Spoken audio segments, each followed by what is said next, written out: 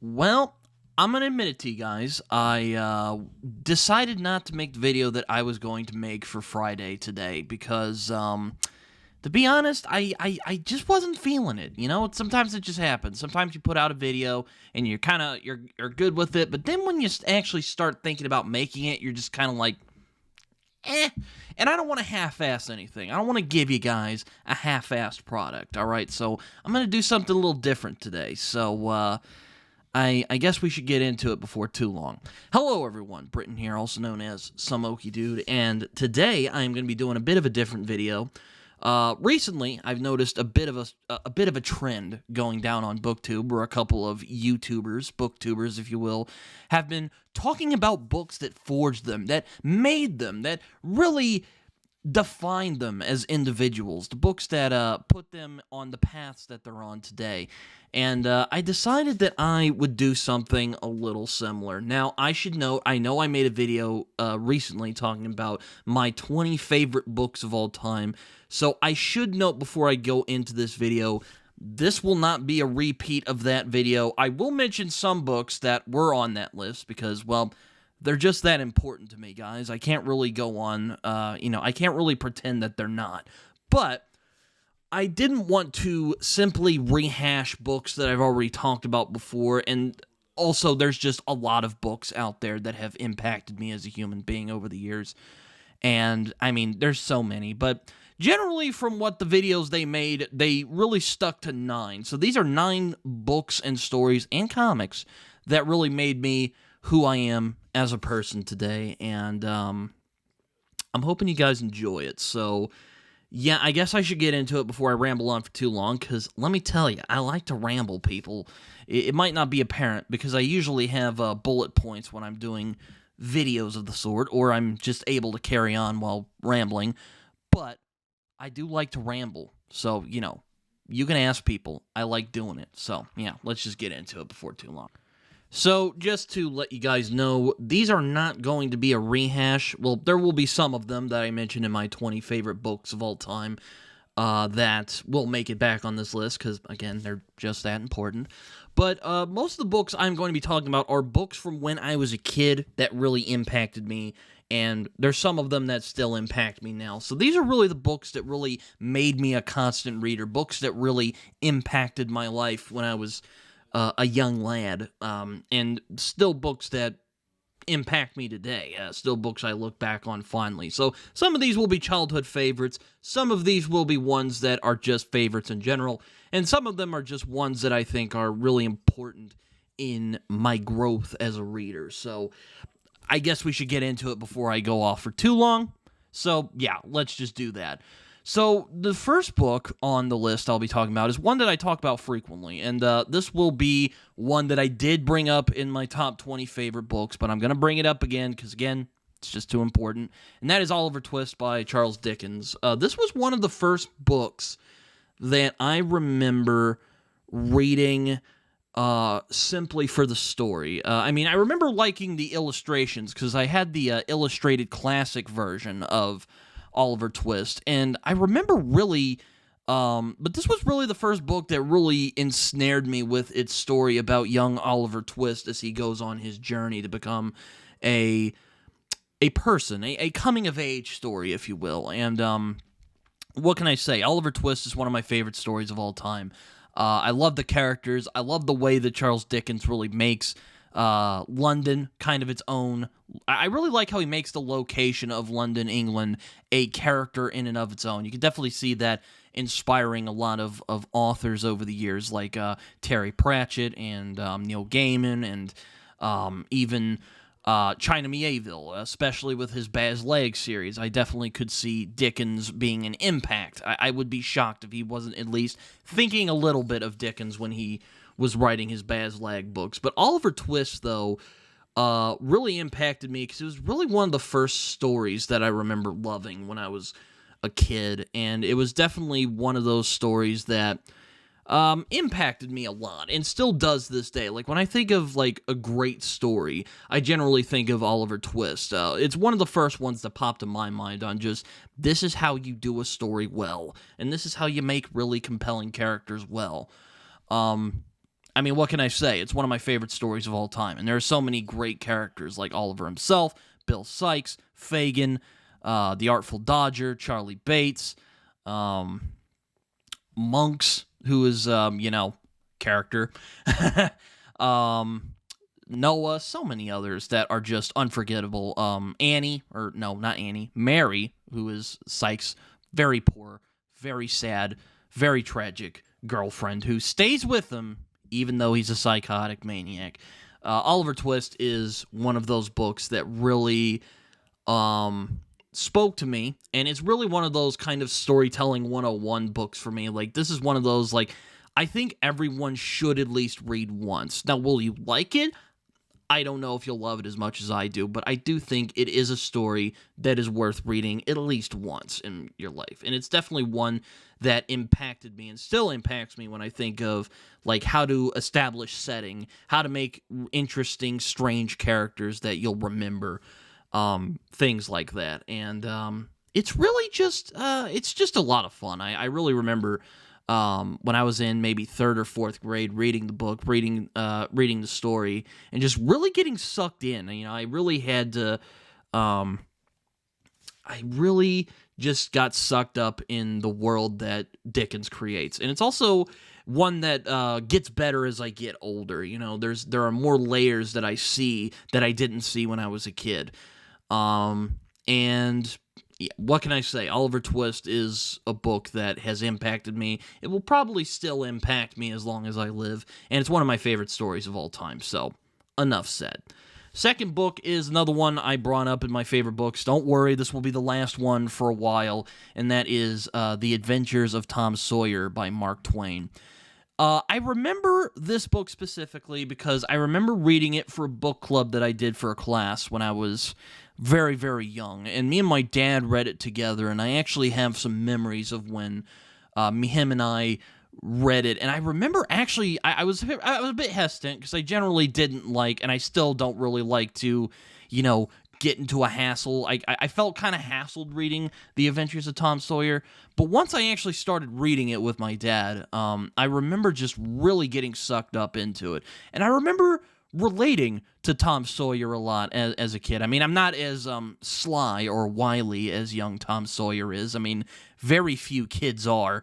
But I remember relating to him, but very much so, even though he is kind of this sly trickster character, he's also just a regular kid. Even though he lives back in the 1830s or 40s, he still deals with a lot of stuff that, we could relate to now. He navigates relationships. He navigates dealing with an annoying brother. I mean, I don't have any siblings, unfortunately, but I do know what it's like I do kind of have a sibling kind of experience with my cousins who live across the street from me.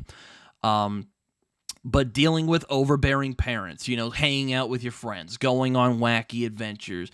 And as I've grown older, and as I got older and kind of started going on some of my own wacky adventures with my friends, The Adventures of Tom Sawyer really aged a lot better for me. And Mark Twain really understood what it's like to be a kid, kind of dealing with the fact that the world is a strange, horrifying, sometimes very magical experience. And he just captures it in a way that very few authors have. I mean, many people have written about what it's like to grow up. Many people have written about childhood, but none of them have really come close to what Mark Twain did.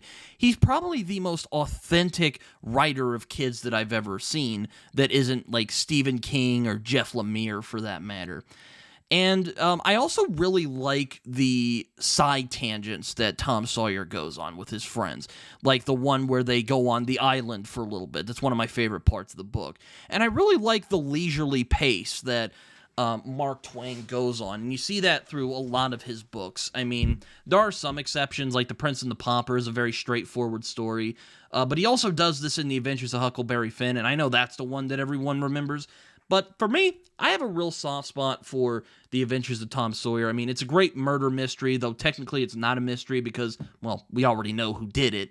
And Twain also gives his characters some really interesting moral conundrums, particularly dealing with that murder. There's also a treasure hunt. There's also Tom Sawyer kind of navigating his way through relationships, navigating his way through his relationship with his aunt, his brother, who constantly is a pain in his ass. And, it's just, not only is it relatable, even now as a 21st century kid, it still holds up as a damn fine story about a kid who is just trying to make it like the rest of us.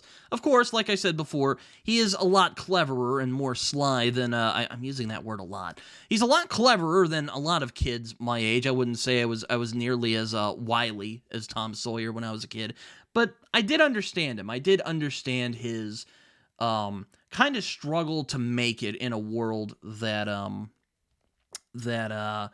is kind of a strange, chaotic, confusing place. And, I just get that on a level. And you know what? I will say that The Adventures of Huckleberry Finn is probably the more innovative and probably the better book overall. But I just have a real soft spot for The Adventures of Tom Sawyer because, again, Mark Twain just really nailed what it was like growing up, what it's like to grow up, what it's like to be a kid, what it's like to go on wacky adventures when you were a kid, and it hasn't been bettered as far as I'm aware. If you've noticed, I kind of like these like old school boys adventure novels. I don't know why. Like I liked Treasure Island when I was a kid, and I still like it reasonably now, but I really like those stories where a scrappy kid goes on an adventure, and yeah, I'm just a sucker for those kind of stories. I don't know why. That's just kind of how it is.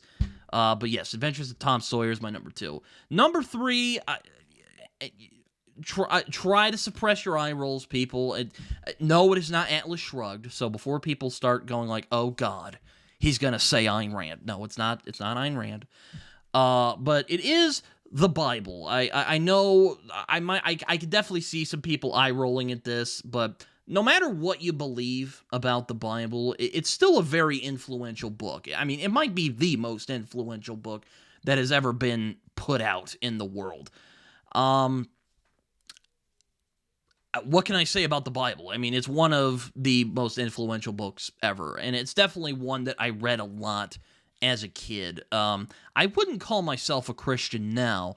But I do definitely identify with a lot of the teachings and tenets of Christianity. I mean, really, if I could describe my spiritual beliefs, it's kind of a mixture of Christianity and existentialism. But anyway, I'm getting off topic. The Bible, though, I remember reading the Bible a lot when I was a kid, because, again, I just like the stories a lot. And it's one I read often. I actually read it every year. I don't add it to my list because I generally listen to it on my phone, but it's definitely how do I put it? Like, how do I describe the Bible that hasn't already been described by dozens, if not millions of other people? I mean, it definitely has influenced how I live, whether I want to admit it or not. And even though I don't particularly identify with a religious organization anymore, it definitely does impact how I think, how my morals work, how I conduct myself as a person. I mean, I will not claim to be a Christian or I'm not trying to convert anybody, but I will say that the Bible, whether I like it or not, is probably going to stay with me until I die. And not to say I think the Bible's a bad book. I think it's a great book. I won't pretend all of it is great. There's some parts that are very, very dry.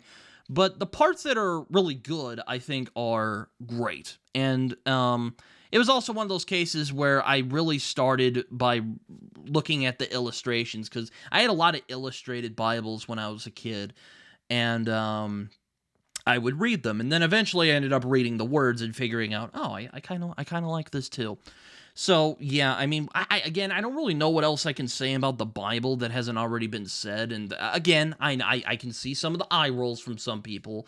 I am not trying to convert anybody. I am just saying this is a book that kind of made me into who I am, for better or for worse, So, there you go. The Bible is my number 3 pick. Number 4 is a series of books, and one that, if you're from my generation, you'll probably know what it is. That is Diary of a Wimpy Kid by Jeff Kinney.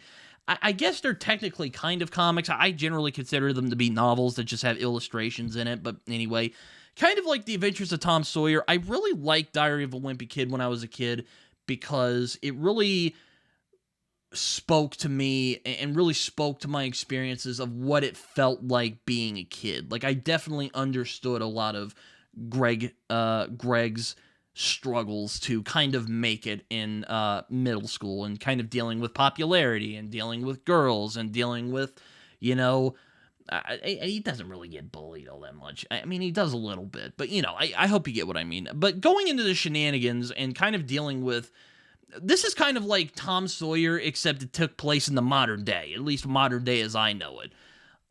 You know, a lot of the wacky adventures that Greg goes on with Rowley and Fregley and like some of the other characters that are in Diary of a Wimpy Kid, really spoke to me. Again, I don't have any siblings, but I do remember.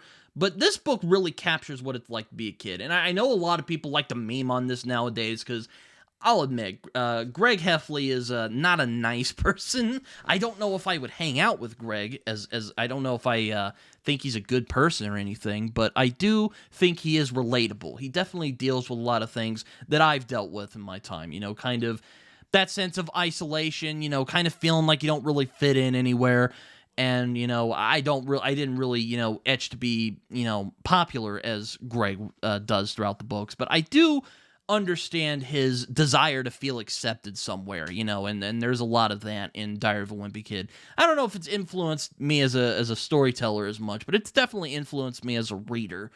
And it's definitely a lot of ones, aside from like Scary Stories to Tell in the Dark and like Captain Underpants, that like really stuck with me when I was a kid. And you know, I really like Diary of a Wimpy Kid. It's a lot of fun. They're fun reads. You can get past them in like a couple days. And they're still going today. So I mean, there's stuff I mean, I might read them with my kids when I eventually have them. I don't have kids at the moment, but you know, when I do, I might read Diary of a Wimpy Kid because, you know, I still think they hold up. I mean, they're not like masterpieces. I'm not trying to say that, but I really enjoy them a lot. Kind of like with Tom Sawyer. I think Jeff Kinney is really good at articulating what it's like to be a kid, and, you know, especially nowadays, you know, dealing with social media and popularity and all that. It really spoke to me when I was a kid, and I don't know if it would speak to me now. I mean, I still would probably enjoy them, you know, if not only for nostalgia's sake. But I really like Diary of a Wimpy Kid, and yeah, it's just a really fun series, and it's one that really impacted me and really solidified me alongside the other 3 books that I just mentioned as a pretty hardened reader by that point. Like, I probably wasn't going to stop reading anytime soon, so, you know, there you go on that. So, moving on, before I get on too long of a tangent, I haven't numbered any of these, so never mind. But the next one I have is the Harry Potter series by J.K. Rowling. Again, probably going to get some eye rolls, I know. And there were I didn't want to put a fantasy series on here because, you know, I didn't want people going like, oh, well, Britain is a snob, capital S. So he likes that capital L literature, which would be kind of absurd if, you know, you just saw my previous pick. So clearly I do not just like that capital L literature. But Harry Potter, I know it's popular. It's kind of like the Bible. What can I say about it that hasn't already been said? But I didn't want to just like rehash like, oh, Lord of the Rings. But this series, alongside like Lord of the Rings, was really important to me, and also like Magic Treehouse, which was probably the first fantasy series that I ever read as a kid. Which like nobody talks about the Magic Treehouse. Like those books were underrated. I think those books get a bad rep, or maybe not a bad rep, but those books don't really get talked about very much, and it kind of makes me sad because they're really good. But you know. Anyway, so yeah, Harry Potter is one of the first fantasy series, aside from maybe Lord of the Rings and the Magic Treehouse or Coraline, that I really kind of fell in love with as a kid. And I mean, what can I say? They're both it's still a great series, even if J.K. Rowling is, you know, who she is nowadays. It's still a well-plotted, well-paced story with really interesting characters, and Hogwarts is just one of my favorite fantasy settings of all time. up there with Basleg and Westeros and also Middle Earth. I just really enjoy how not only does J.K. Rowling pay homage to these archetypes, but she also kind of flips a few of them on their head. But also in a very sympathetic way that isn't quite, George R.R. Martin's kind of grim deconstructionism or Joe Abercrombie's even grimmer deconstruction. It still comes from a very sympathetic place, I think, which is kind of odd. I actually was talking about this the other day. I really don't understand how someone who could write such a series, a 7-long series about how we should show compassion to people and we shouldn't judge people based on first appearances, is now just kind of bashing people for things that they can't really help. I mean, I won't get polemical here, but it's just something that's always kind of bugged me for a long time. But anyway, aside from that, I think Harry Potter really spoke to me because, again, J.K. Rowling does a very respectable job explaining what it's like to be a kid and also kind of just dealing with all this crap. I mean, I am not Harry Potter. I am not dealing with an evil dark wizard that is trying to kill me. But I have dealt with relationships. I have dealt with friendships. I have dealt with bickering with my friends. I have dealt with, dealing with family members who you don't like. I mean, I love my parents. They didn't abuse me. I love you, Mom and Dad. And I don't know if you're going to watch this, but I love you guys. Anyway, I dealt with a lot of things that Harry has dealt with that isn't, the magical stuff. And, not with the Godfather drama. I haven't dealt with any of that. But I have dealt with relationships. I have dealt with friendships. I have dealt with bickering with my friends. I have dealt with arguments. And I think that J.K. Rowling really articulates that very well. And also just that theme of love overcoming anything and how love is a very powerful thing is something that really speaks to me as a person. And it's something I think is true, even if I think that J.K. Rowling has lost sight of that over the years. But Harry Potter is definitely a series that impacted me as a reader. It's a book. It's a series that really made me as a reader because it was one of those kind of like with, It's kind of like when I read, it showed me that you didn't have to just do the whole Tolkien thing with, elves and dwarves and swords and magic rings and shit. You could kind of do a fantasy in the so-called real world, if you want to call it that. Though, I have my gripes with Harry Potter, and I'll admit the world building is one of the weaker aspects of the book, of the series. I'll just come out and say it. But Harry Potter is a series that, again, rather, whatever you believe about it, whatever you think about it, and fantasy fans seem to be kind of embarrassed of it nowadays. I mean, I don't know why. I mean, it still holds up. It's still a very entertaining romp throughout, the entire series. I mean, there are some books that are better than others, I'll grant you. Like Order of the Phoenix is a bit bloated, but I think the series as a whole still holds up very well, and I really enjoy it a lot, so, yeah. Moving on to the next one. Next one is actually not really a book, it's actually a short story, but it's one that really impacted me when I was a kid. And is still my favorite horror short story of all time, and that is, my favorite horror story of all time, and that is The Telltale Heart by Edgar Allan Poe. I kind of debated with myself on if I should just put this story or if I should just put Edgar Allan Poe's stories in general, because I remember reading Poe when I was a kid. I remember the first time I read Poe was when I first watched an Arthur episode. It's actually how I was introduced to Dr. Jekyll and Mr. Hyde as well, if you want to go back to my 20 top favorite books of all time.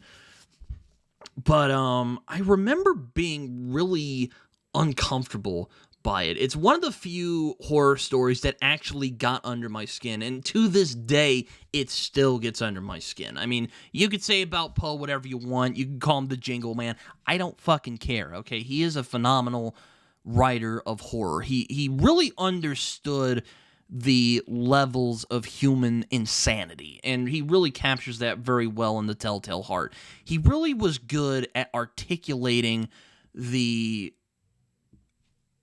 what can you call it, the insanity of people. His stories, a lot of, and there's also this kind of gothic, unsettling, disturbing vibe to a lot of his stories where it almost feels otherworldly. I mean, read The Fall of the House of Usher, or, you know, The Black Cat, or even this story.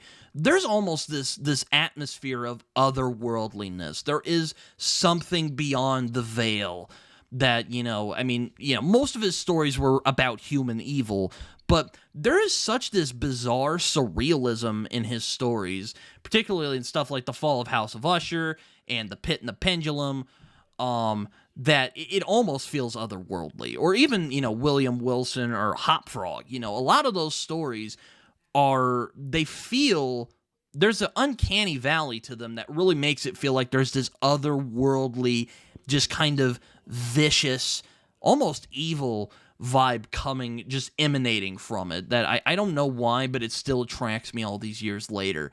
But The Telltale Heart is still probably my favorite because I love how it's structured. I love the unhinged narration. And I love how desperately the narrator is trying to tell the audience that he's not crazy, even though it is very, very clear that he is. And, of course, you know, the heartbeat at the end of the story is just, it's just a well-done yarn that is masterfully penned, and there's, for my money, nothing wrong with it at all. It's just absolute genius.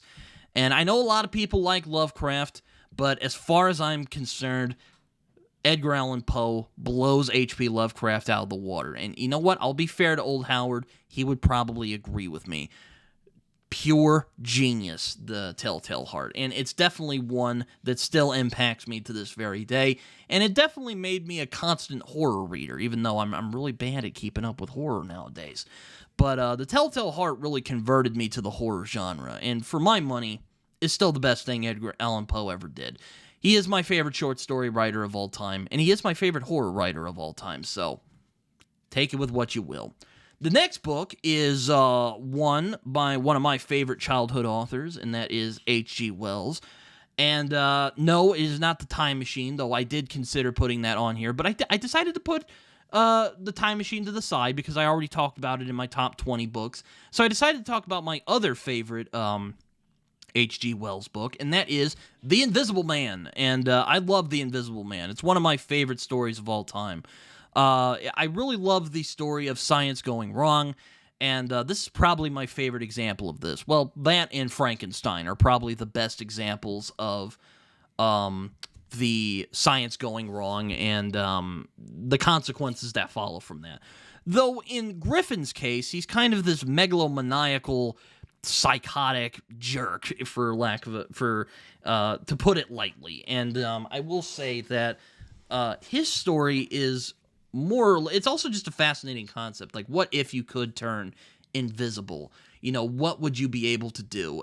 Though my favorite part of the book is probably kind of like, I know a lot of people love this part, but my favorite part is actually the beginning of the book where he's conducting his experiments and he's all wrapped up and everyone's just kind of creeped out by him. And they're not really sure what he's about, and he's just kind of a jerk, and he's, you know, pushing them away. Actually, one of the Jeff Lemire books I'm hoping to get to sometime this year is The Nobody, which is kind of his riff on The Invisible Man. But, you know, I don't want to get on a side tangent, but I love The Invisible Man. It's one of my favorite stories of all time. And Wells' skill as a writer is so good where he almost makes you feel pity for the Invisible Man, even though he's this awful, megalomaniacal jerk-ass. You kind of feel sorry for him, especially by the end, because his passing, spoilers, I mean, it's an 100-year-old story. I mean, if you didn't know that, I can't really help you. But when he dies, there's almost this sense of pity that you feel towards him. I even remember feeling it, especially when I watched the old 1930s version of the movie, which, for my money, I think it still holds up. I mean, it's a really good movie. The Claude Rains version, of course, is what I'm talking about. But The Invisible Man is just a great yarn about science going wrong, and it's also just a fun kind of it turns into a cat and mouse chase between him and his old friend Kemp. And eventually, the power of being the Invisible Man goes to his head, and he tries to take over the world, and, well, you know how well that goes. But yeah, The Invisible Man is one of the first science fiction stories alongside The Time Machine that I really read when I was a kid. And for my money, it still holds up. I know there's some people who think it's kind of dry. I don't see it. I think it's really... there's a lot of intrigue. I'll put it that way. There's a lot of intrigue. It's not the most exciting book, but it's often led by its intrigue. I just really like the pace of it. I really like the journey of Griffin as a character. And I like how the book churns from this kind of weird mystery to this kind of cat and mouse chase between the character of Kemp, who is a far more sympathetic character, and of course Griffin. And of course, like I said, Wells is such a good writer that you kind of feel pity towards Griffin at the end, especially even though his fate is definitely well deserved. I'm not gonna say that hashtag Griffin didn't do anything wrong. But yeah, no, The Invisible Man is a great story. It still holds up for me, and it's still one that I think is one of the great stories of science fiction, and it's one of my favorite Wells stories. Though I do think The Time Machine etches it a little bit because, I just prefer that story. I have a lot more fondness for that story, but The Invisible Man is not that far behind, so yeah. Excuse me. So the next one is, I won't say too much about it because I already talked about it in my favorite books of all time. But it is my favorite book of all time, and that is The Great Gatsby, of course. This was the book that made me want to be a writer. Do I really need to say more? I mean, what can I say? It's a perfect novel as far as I'm concerned. It's perfectly constructed. Every scene feels deliberate. The language is delicate, but also very artistic. There were parts of that book where I just had to put it down just in complete awe of what I was reading. The poetry of the prose is impeccable. But it's also, aside from the prose, it's also just a really crushing, tragic love story. And it's also a story of a guy who generally realizes what he was brought up to believe is a lie. And it is gutting to read because, I think we've all dealt with disappointment in our lifetimes. I know I definitely have. But I remember when I put down The Great Gatsby for the first time. I was probably 14 years old. I realized I wanted to write something like that. If I could do something like that, I could die a happy man. And now I realized I wanted to do that. I wanted to do what F. Scott Fitzgerald did to me, to other people. And I realized that this crazy idea of me becoming a writer was a thing that I wanted to do for the rest of my life. And I'll always appreciate The Great Gatsby for that. And like I said, I already kind of went through the whole shebang in my top 20 favorite books of all time video.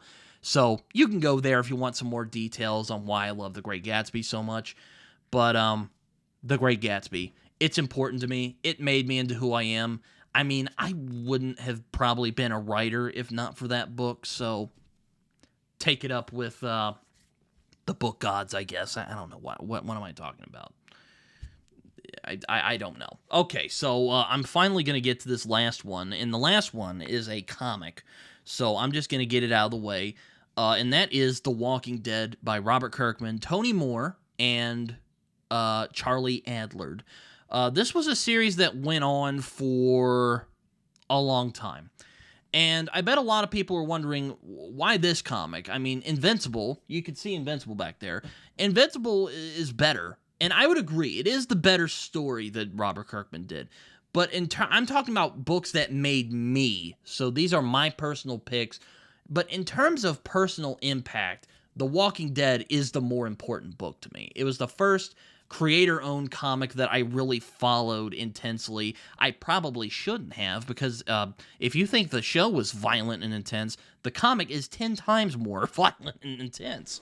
I mean, the governor chops off Rick's hand. I mean, it is a hardcore series. I mean, go into it. All the trigger warnings. I'm just saying, it's not for the squeamish. But yeah, The Walking Dead. I kind of mentioned this in my comics video that I did. Suggested comics I think people should go read. it was really the first comic. I had grown up reading comics. I had grown up reading the superhero stuff, you know, Batman and Fantastic Four, especially the Stan Lee, Jack Kirby run. I have a big soft spot for, because I mean, it was some of the first comics I remember reading when I was a kid. You know, Spider-Man, and but I was at that, but the time I started reading The Walking Dead, I had kind of, you know, put away comics. You know, I thought, comics are just superheroes, and, you know, I love superheroes, but, you know, maybe that's all the comics medium is. You know, I was in that kind of phase of my life. And then I read The Walking Dead. And then I realized, oh no, comics are not just superheroes. Here's this guy, this kind of cuddly, goofy guy from Kentucky doing a zombie story that is black and white. At least the original comics is black and white. They are putting it out in color right now, you know, for reasons, of course. But, you know, they're putting it out in color now. But it's in black and white. It's a zombie story. It is a very grounded zombie story with people in it. And it works. By God, it freaking works. I don't know how he did it for 193 issues. And I'll admit, it does fall off towards the end. I don't want people going like, oh, Britain, it fell off at the end. Meh. Okay, you know what? Yes, it did. Yes, it did fall off towards the end. But as long as it went on, and as consistently good as it was for as long as it went on, for maybe about 120-something issues, that is a feat. And that is something that I will never forget.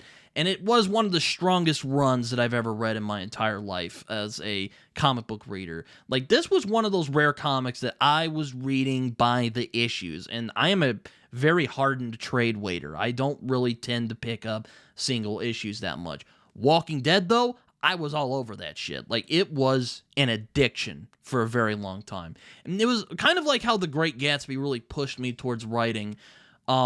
The Walking Dead pushed me towards an even crazier idea, which is, hey, maybe I could do this comic writing thing. If this Robert Kirkman guy can do it, why can't I? And, you know, I will always appreciate The Walking Dead just for that. And the TV show is good. I'm not going to say it's bad or anything.